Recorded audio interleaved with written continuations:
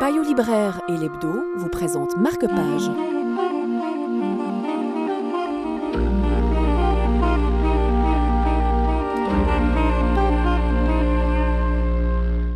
Les apparences sont parfois trompeuses, dans les romans aussi.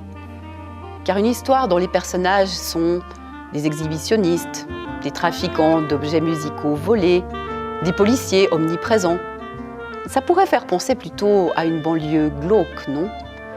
Pas du tout. Le charmant village anglais que Louis de Bernières a choisi comme véritable héros de ce roman est au contraire un endroit extrêmement joyeux. Non seulement par les multiples mésaventures de ses personnages, mais par l'ambiance très particulière qu'il a su capter et qui donne vraiment envie d'aller y faire un petit tour.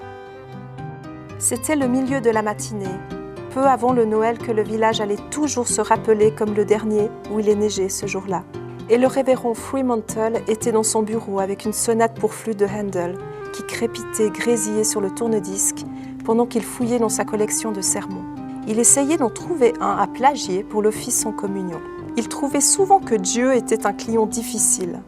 Et, à cette époque-là, il venait de s'interroger sur ses intentions quand il avait laissé la pauvre Madame Rwandal mourir d'un horrible cancer alors qu'elle était encore si jeune et si jolie.